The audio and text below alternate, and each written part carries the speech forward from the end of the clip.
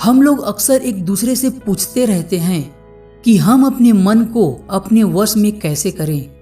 लोग अलग अलग तरीके बताते हैं और हम उन्हें करने की भी कोशिश करते हैं, पर अंत में हम नाकाम हो जाते हैं। गौतम बुद्ध के जीवन की एक छोटी सी कहानी आपको बताएगी कि किस तरह से आप अपने मन का उपयोग अपने हिसाब से कर सकते हैं। अगर आप इस कहानी को समझ पाए तो इसी क्षण से आपके जीवन में एक बहुत बड़ा बदलाव आ सकता है। एक बार गौतम बुद्ध एक नगर से गुजर रहे होते हैं। उस नगर में एक कपड़ों की बहुत बड़ी दुकान होती है। उस पर एक व्यक्ति बैठा होता है। बुद्ध की नजर उस व्यक्ति पर पड़ती है। वह व्यक्ति बड़ा दुखी नजर आता है। बुद्ध उसके पास जाते हैं और उससे पूछते हैं, श्रीमान, आप इतने दुखी क्यों हो? वह व्यक्ति बुद्ध को देखकर उन्हें प्रणाम करता है और कहता है, क्या बताऊं बुद्ध, जब से मेरी पत्नी की मृत्यु हुई है तब से मैं अपने छोटे बेटे को अपने साथ अपने दुकान पर ले आता हूं, पर उसका व्यवहार बहुत खराब है। जैसे ही कोई ग्राहक कुछ सामान लेने दुकान पर आता है तो मेरा बेटा उसकी पगड़ी को उतार कर फेंक देता है या उसके थैले को छीन कर फेंक देता है, जिससे कि मेरे सभी ग्राहक अपमानित महसूस करते हैं और अब वे लोग मेरी दुकान पर आते भी नहीं, जिससे मुझे भारी नुकसान हो रहा है। घर पर कोई नहीं रहता, जिसके कारण मैं अपने बेटे को घर पर अकेले छोड़ भी नहीं सकता। मैंने अपने बेटे को बहुत समझाने की कोशिश की, डांटा पीटा, सब कुछ करके देख लिया, परंतु कोई तरीका काम नहीं आया। बुद्ध कहते हैं, यदि तुम कहो तो मैं तुम्हारी सहायता कर सकता हूं। बुद्ध की बात सुनकर उस व्यक्ति की आंखों में एक खुशी की चमक नजर आती है। वह व्यक्ति बुद्ध से कहता है, बुद्ध, बड़ी कृपा होगी आपकी यदि आप मेरी इस समस्या का हल कर दे तो। बुद्ध उस व्यक्ति से कहते हैं, परंतु मैं जो भी करूंगा उसमें तुम दखल नहीं दोगे और ना ही कोई प्रश्न करोगे। तुम्हें मुझे यह वचन देना होगा। वह व्यक्ति बुद्ध को वचन देता है कि आप जो भी करोगे मैं उसमें बिल्कुल भी दखल अंदाजी नहीं करूंगा। फिर अगले दिन बुद्ध उस दुकान पर पहुंचते हैं। बुद्ध अपने सर पर एक पगड़ी बांधे हुए होते हैं। वह बच्चा हमेशा की तरह बुद्ध के पास आता है और उनकी पगड़ी उतार कर फेंक देता है। बुद्ध मुस्कुराते हैं और उस बच्चे से कहते हैं, बहुत अच्छे बेटा, अब जाओ, उस पगड़ी को जाकर उठाकर मेरे पास लाओ। वह बुद्ध की बात सुनकर उस पगड़ी को उठाकर लाता है और बुद्ध को वापस दे देता है। बुद्ध वहां से चले जाते हैं।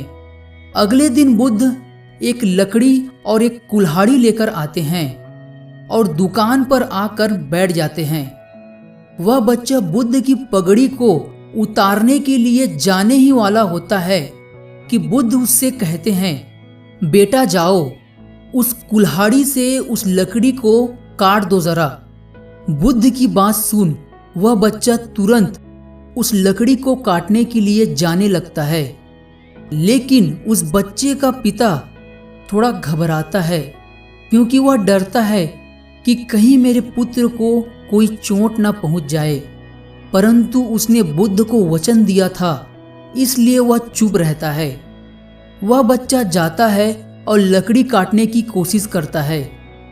बहुत देर कोशिश करने के बाद वह थक जाता है और वापस आकर बैठ जाता है।